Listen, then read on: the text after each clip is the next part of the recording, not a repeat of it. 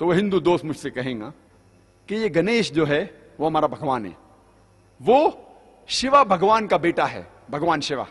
اور یہ ان کی کتابوں میں لکھا ہوا ہے کہ گنیش بھگوان شیوا بھگوان کا بیٹا ہے. اور ایک دن جب بھگوان شیوا اپنے گھر کے باہر نکلتے ہیں، ان کی بیوی پاروتی اپنے جسم سے میل نکالتی ہے اور ایک بیٹا بناتی ہے، اور وہ کہتی ہے اس بیٹے سے کہ گھر کے چوکٹ پہ کھڑے رہو، گھر کے دروازے کے باہر کھڑے رہو اور کسی کو بھی گھر میں آنے مت دینا، میں آرام فرما رہی ہوں.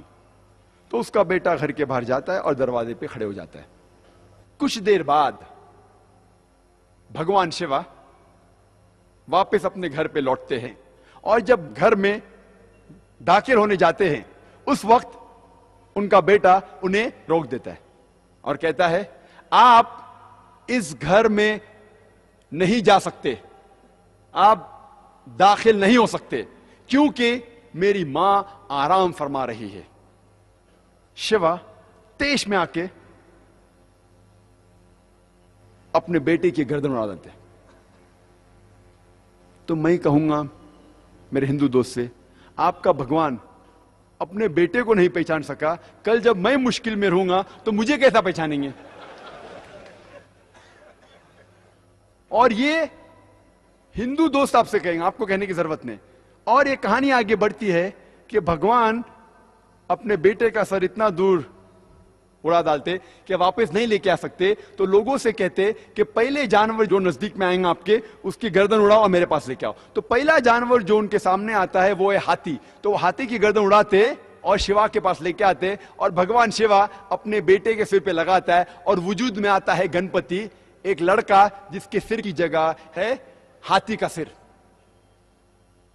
میں کہوں گا اب اس کو بھگوان مانتے؟ میرا دوست کہے گا ارے جانے دینا ذاکر، یہ تو کہانی ہے. ارے لیکن یہ آپ کا بھگوان ہے کیا؟ ارے ذاکر جانے دینا، یہ تو صرف کہانی ہے.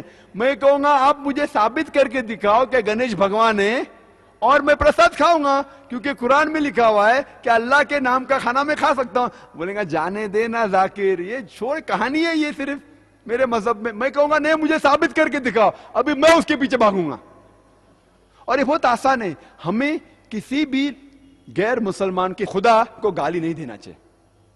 اللہ تعالیٰ فرماتے ہیں قرآن مجید میں سورہ انعام میں سورہ نمبر 6 آیت نمبر 108 میں، آپ وہ لوگوں جن کی وہ پوجا کرتے ہیں، جن لوگوں کی وہ اللہ کے علاوہ پوجا کرتے ہیں، ان کو آپ گالی مت دو. جن لوگوں کی وہ پوجا کرتے ہیں، عبادت کرتے ہیں اللہ کے علاوہ، ان لوگوں کو آپ گالی مت دو، نہیں تو جہالت میں وہ لوگ اللہ سبحانہ و تعالیٰ کو گالی دیں گے. تو ہمیں غیر مسلمانوں کے بھگوان کو گالی دینا حرام ہے. تو ہمیں کچھ نہیں کہنا چاہیے، صرف پوچھنا چاہیے یہ کون ہے، اور وہ ہندو یا وہ غیر مسلمان اپنے آپ اپنا کام کریں گا. آپ کو انہیں برا بھلا نہیں کہنا چاہیے، اسلام میں اجازت نہیں ہے. لیکن یہ تو پوچھ سکتے کون ہے یہ، آپ کا گنیش کون ہے، آپ کا بھگوان کون ہے. منہ تو کھولو. ہم منہ کھولنے سے ڈرتے ہیں.